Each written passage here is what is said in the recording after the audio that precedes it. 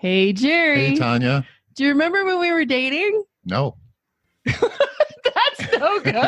Seems like we've been married the whole time.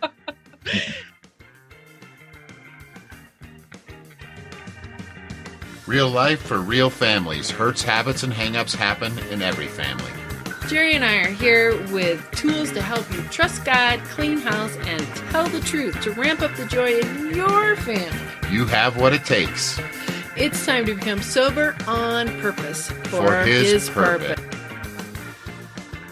No, remember when we were dating and you came to me? I'm going to out you just a little bit. And you said, I asked you, do you smoke pot? And what did you say? I think I said yes. Yeah, you were real honest with me that you did. Right. And in that throes of 2 years of passionate love before we got married, it was an issue and not an issue, right? Well, can you explain that a little bit more? No, I can't. So I invited somebody to help us with that. How about perfect. that? Perfect.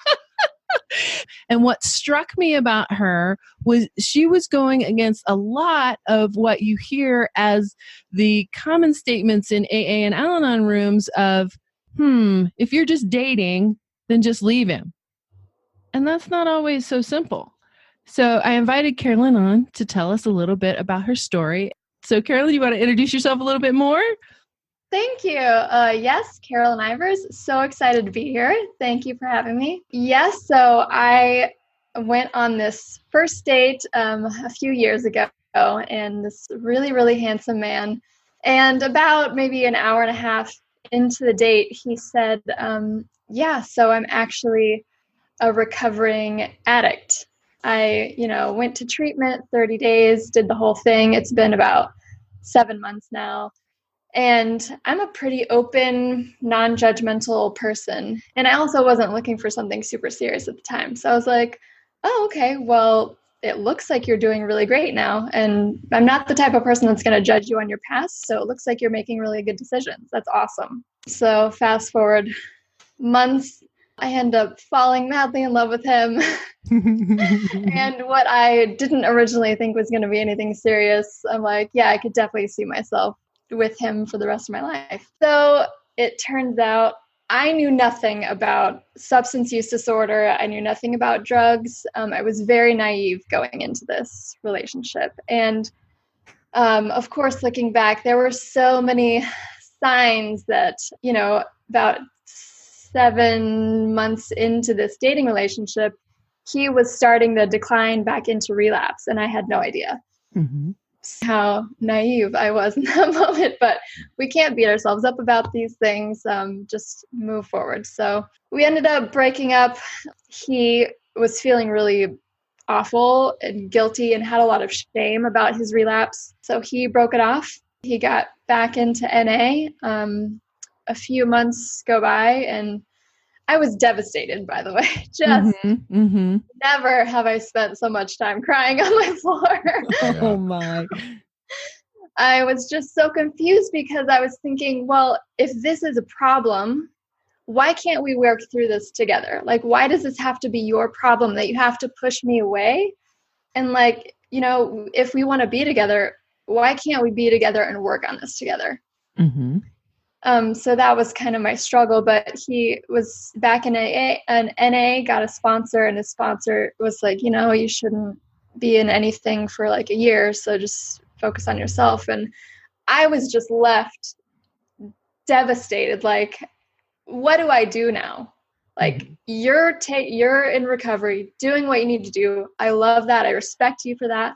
But now what do I do? I went to Nar-Anon, and I didn't know exactly why I was there. I just knew, I need to get some education around this. I need to work on myself. I need to focus on myself. But as I sat there, I was like, am I here because I want to learn to detach and move on in a healthy way for myself? Or am I here so that I can learn the tools I need to be able to be in a healthy relationship with him at some point? So I knew I wasn't going to have the answer to that. So I just kind of went in with an open mind. And what a great question, though. So when I showed up at Al-Anon, we were engaged. You had stopped using and we were engaged. And I ran into Al-Anon and I went, okay, I know about meetings and stuff like this. I knew nothing about meetings, but I know about meeting people and joining people. And we're going to do this and everything's going to be just fine. And he's going to go to his meeting and I'm going to go to my meeting and we're going to get married and it's all going to be perfect. Happily ever after. Happily ever after. And then it was for a little while. Yeah. It was for a little while. Until you found out I was in the closet. Until I found out he was in the closet. And not gay. Not that there's anything. Not that there's anything wrong. It's just, that's not what I mean. He was in the closet with his drug use. And then I kind of went, and I didn't really pay attention for a long time. And then I went. You didn't really want to know, right? I didn't want to know. But we were already married. So nobody in the meeting was going to look at me with a toddler and an infant and go, you need to leave that man. Now your story's different. Yeah, I sat there and was telling this woman, they ask you like, who's your addict, which is weird to me now. Yes. Yeah. Yes. It's a weird thing to ask, but she asked me that and I said, oh, my ex-boyfriend. And she said, oh, well, I'm glad he's your ex-boyfriend because now you can just move on. Like, ouch. Don't look back, just move on with your life.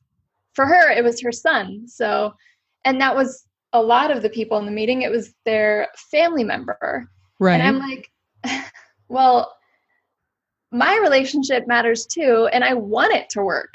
So how can we do that? Mm-hmm. And it was months and I'd kind of moved on because I hadn't heard from him. And maybe 6 months later, he popped back up into my life. Mm-hmm. And at first I was like, yeah, no. I can do this. I don't need to choose that. But the problem was I was still in love with him. Mm-hmm. So pretty right away, I had to address it. I was like, okay, are we in this or what? Because if we're going to do this, we're going to do it together. And your problems are my problems and my problems are your problems. And this is how relationships work. And I'm determined. A couple relapses later and a lot more tears, I said, I have to either leave you and move on, or I have to get some help, like real help. Mm-hmm. So the next day I hired a life coach. Nice. Yes. Best decision I ever made. And within a couple months, I had learned how to communicate to him how his use was affecting me, and in a non-judgmental, non-shaming way. Mm-hmm. Because I'm realizing this isn't a moral failing on his part. It's a disease, and it's linked to intense trauma from his childhood. Mm-hmm. And these are, things that need to be worked through. It's not easy. It's not going to be easy.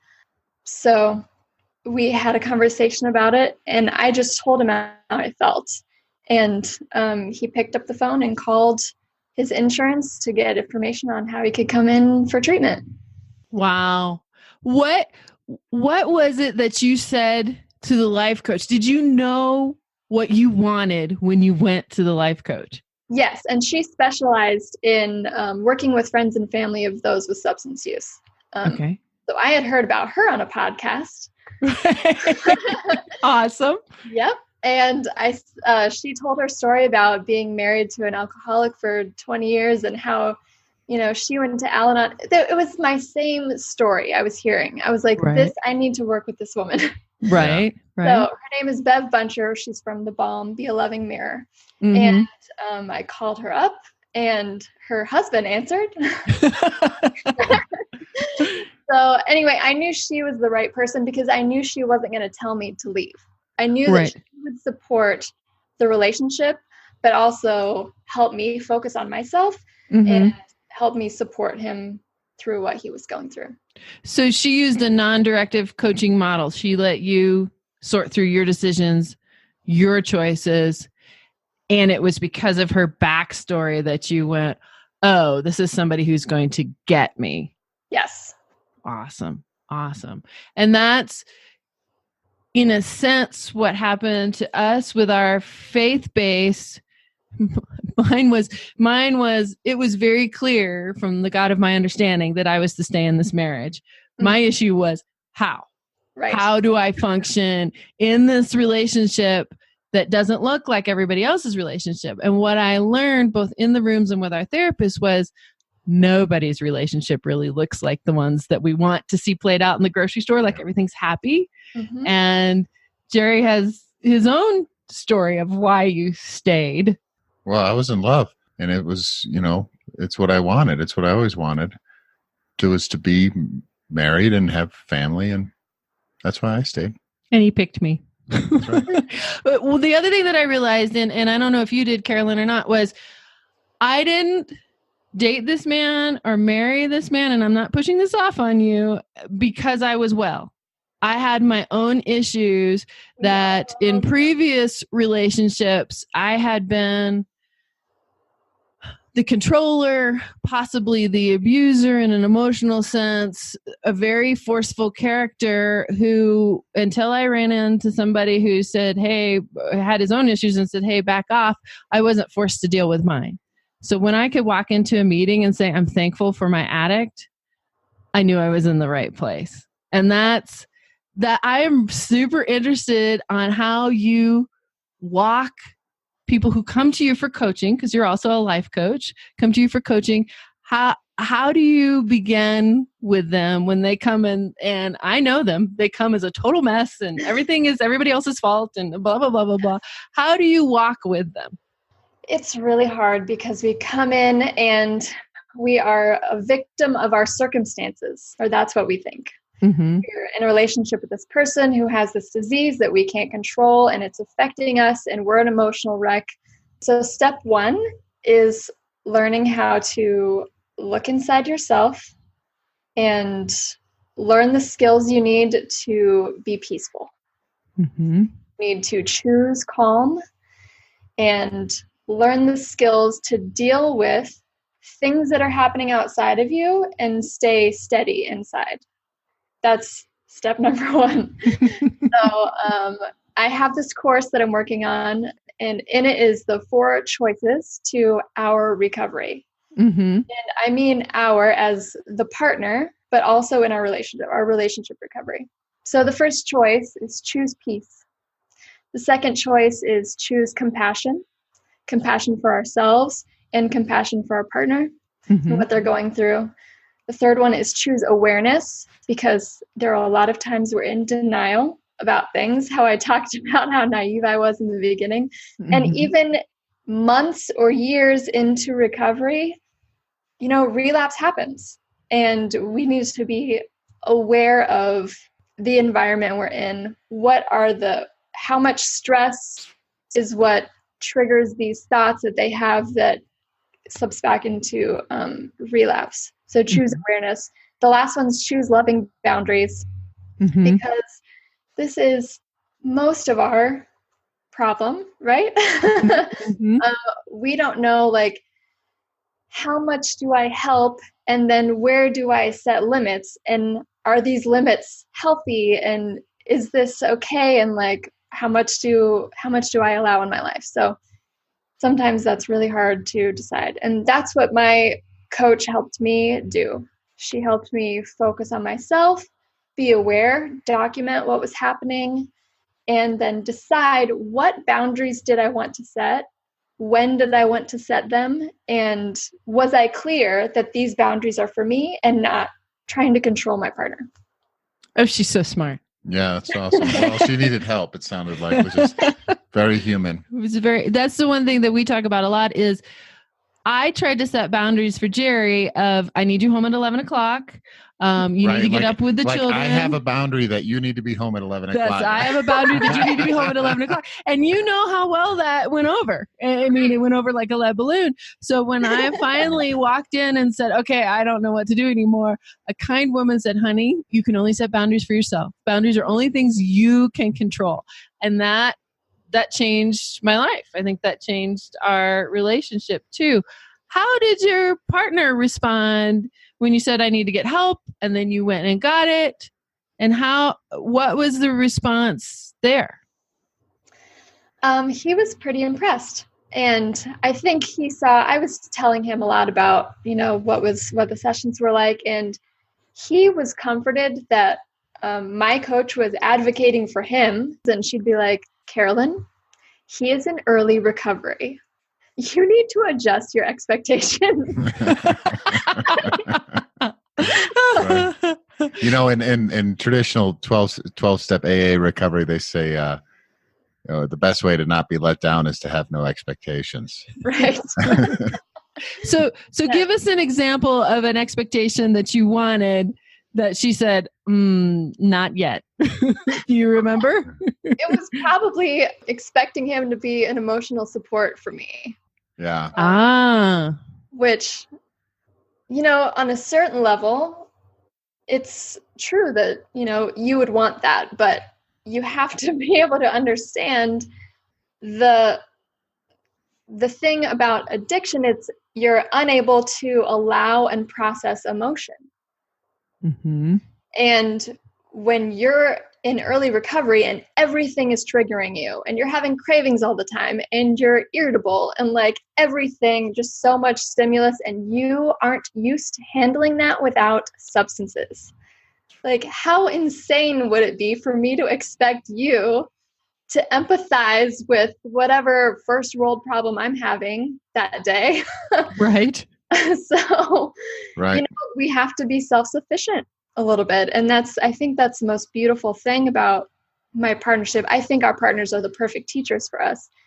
And for him, he keeps reflecting to me that it's a good thing for me to be self-sufficient. It's a good thing for me to take responsibility for my own emotions and not expect him to fix them or make me feel better. It's my responsibility to make myself feel better about what's going on in my life, as it is his responsibility to take care of his emotions. But he's just learning how to do that. Right. Mm-hmm. Mm-hmm. So, do you want to speak to that? Well, I've often said, as far as my early recovery, that I had gone, I don't even know how many years, many years, decades of using chemicals to avoid working on my emotional landscape, to develop emotional negotiation tools, and I had these substances that were just terrific at allowing me to avoid it, and they worked great. If they didn't work, I wouldn't have done it. exactly. So it worked very well. And the real problem, there was two problems. One, the issues never went away. They would pile up unless I would kind of cash out of that relationship and then move on. And that could be a romantic relationship or not. I mean, it could be a professional relationship. It could be anything. And then two, eventually they stopped working, slowly at first and then totally. And when the only tool that you have to deal with, the emotional challenges of life doesn't work anymore, you don't know what to do. It Right. leaves you, and in the big book in AA, they say, I wasn't an alcoholic till the very end of my partying career, but in the big book of AA, they said that, really we end up with three choices, and one of them is death, the other one is institutionalized, and the last one is sober. So I think the point there is that, for me anyway, this is something that I completely agree with, is that there's nothing noble or righteous about the choice that I made to go sober. It was pretty much a fear-based decision. I like the alternatives less, but I completely understood that that was the three things that I had available to me. Well, and the interesting thing is, for the partner, I think, since I wasn't leaving the marriage, I just got louder, and I took the hammer and the chisel, and I just got louder and louder and louder and more controlling and more controlling. And then at the end, I just went away emotionally. And what I see you doing, and what I see you choosing to help people with, is you don't have to go away. You don't have to get louder and louder.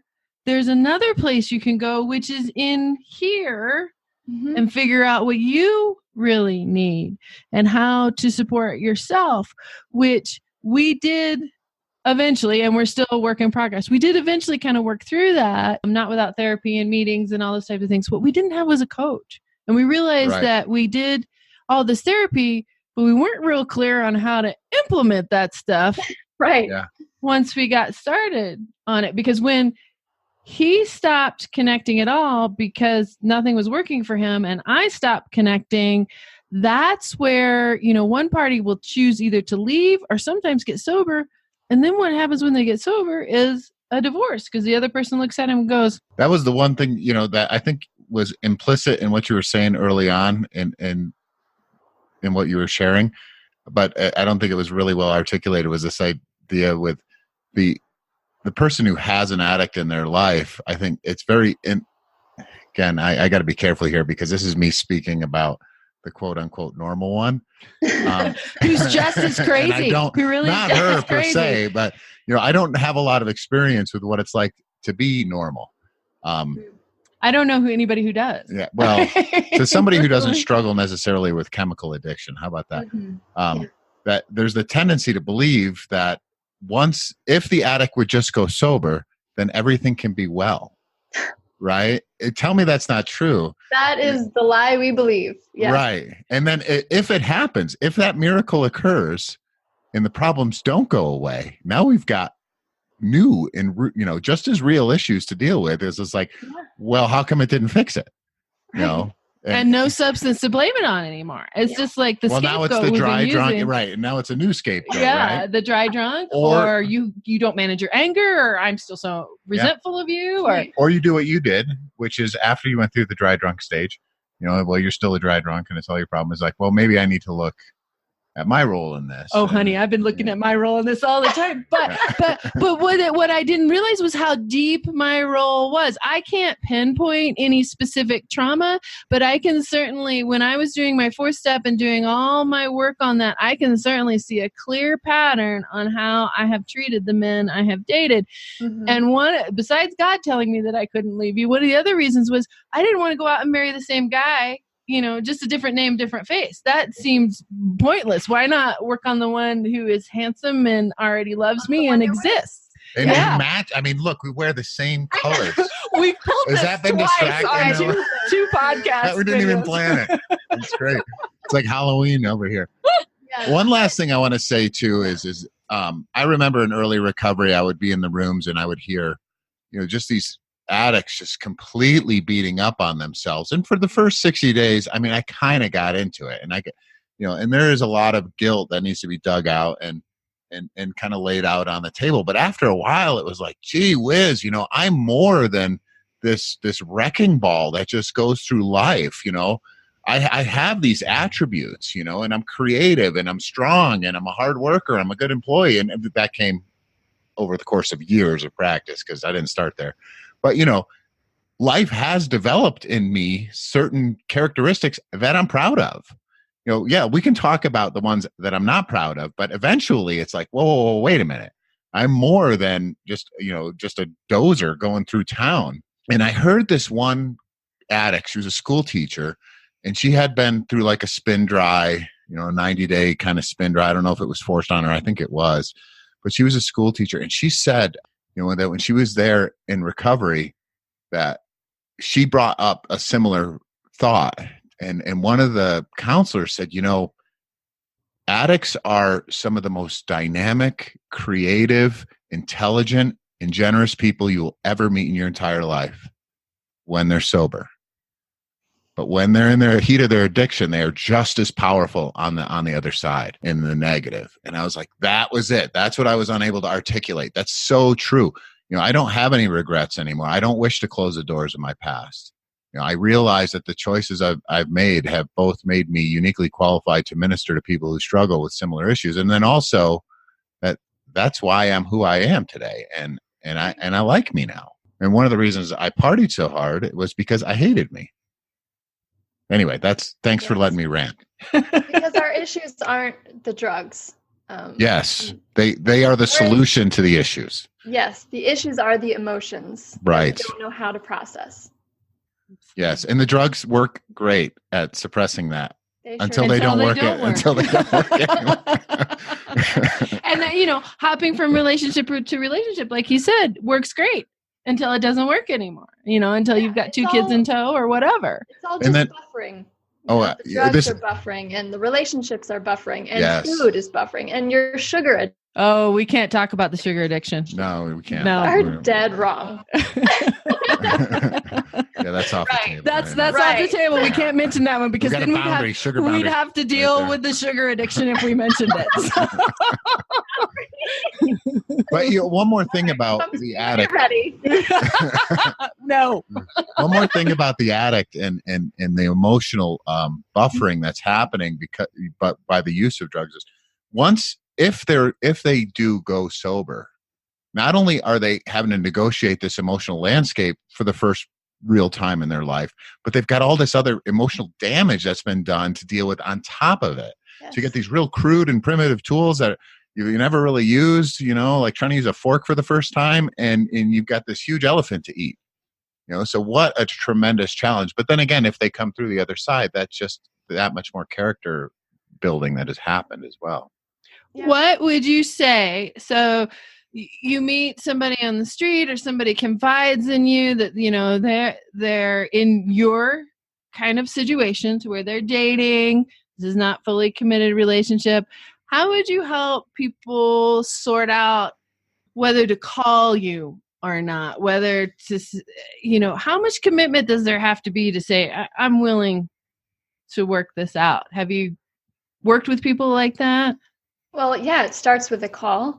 And the first thing we have to realize is how are you doing with your own emotional landscape, as you said?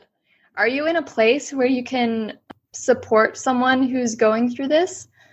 Or do you see them as a circumstance that you can just blame their problems on drugs? And then do you blame other people for your problems, basically?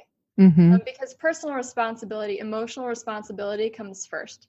And that's what I tell people I talk to is, we can't help them. You can't help them until you help yourself. It's, that's a saying for a reason, because it's true. You can't be somebody's rock if you're freaking out all the time. And that's what it means to be in a relationship with someone who struggles with substance use disorder is you're committing to work through some really hard stuff together. It's not their problem. It's your problem as a couple. Yeah, there's really three parties, right? There's like you, me, and then the relationship. Yeah, and if you're going to work on that third party, then that's a joint effort. But at the same time, I have to work on me, you have to work on you, and we have to work on the relationship. Well, and what I like about what Karilyn is saying is I'm not tossing out me to get stuck to you and solve your issues, because that never works. I am working on me and saying you have some things that I'm willing to stay in with, to say I am willing to set some boundaries and say, you be you. And I can love you for who you are.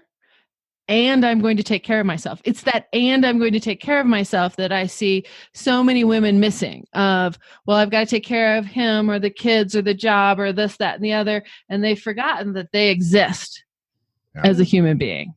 I have a boundary that are you going to talk about laundry again? Yeah, I have a boundary that you need to do the laundry. Just saying. I think you need to hire Karilyn. Do you do laundry? You are evil. Laundry, and my partner loves how I fold his laundry. Beautiful. That's fabulous. So I just want to round up by saying I really like how Karilyn is going about that. You don't have to dump whoever you're dating, right? Because they're having a substance issue. Now, you may choose to do different things, but whether they were sober or not sober, you may choose to do different things. We're still dealing with the whole human. This isn't a cut and dry answer. Maybe it is the right choice, but maybe it's not. And let's figure that out with help if need be. Yeah. But it is so easy to go into a room of people who have been divorced and hear, divorce is, all these terms are just so hard and fast, well, divorce means that the state has endorsed your marriage, right? And then therefore dissolved it. But, it doesn't necessarily have to be a legal divorce if you've been together with somebody for a year, or 6 months in a serious committed relationship. That's, in my mind, I think in the minds of my creator, that's a marriage, right? Just because the state has signed off on a piece of paper doesn't make it legitimate to me. Anyway, but let me finish. Sorry. Okay. So You're rambling. Yeah. I have a boundary that you let me finish rambling. But yeah, just to say that, you go into a room full of people who have been divorced, and it's so easy to just hear over and over and over again. Yeah, well, you need to cut that off and cauterize that wound and get about your life. But some of these things are so much more nuanced than that. Absolutely. And they need to be examined on a case-by-case basis, in my humble opinion. And Karilyn, I think you're bringing a really fresh perspective to this, because the world will tell you a lot of things. Even the AA Al-Anon rooms will tell you a lot of things. But you are really your own unique human being. And that's why I think your partner was so impressed with you when you said, I need a coach. I'm going to go talk to the coach. And you picked out somebody who worked for you, which is really, I wish I had somebody at that time for me too. And I think it's just marvelous that you're doing this and that you're stepping forward and saying, no, it's not one or the other. It's both. And so we really appreciate the opportunity to talk to you today. Thank you so and much. We look forward to some further conversations as you get your course up and other things that you want to share with our listeners. So we will try not to hang up on you when we cancel this. Yeah.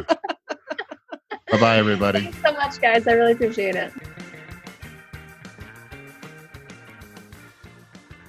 All right, joyous friends, I do want to leave you information on Karilyn Ivers' course. It is out, and her website is Karilyn, KarilynIvers.com. That is also her Instagram handle, KarilynIvers is her Instagram handle. And the course is called Relationship Recovery. Heal your relationship and support your partner's recovery from substance use disorder.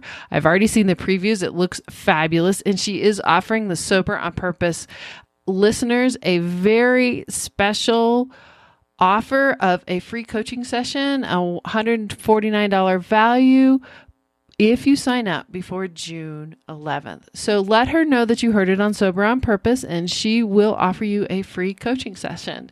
We just had a great time with her, and I hope you hop on over and support her in all of that. I'm going to ask her to pop into the Sober on Purpose Facebook group and share a little bit about her course over there.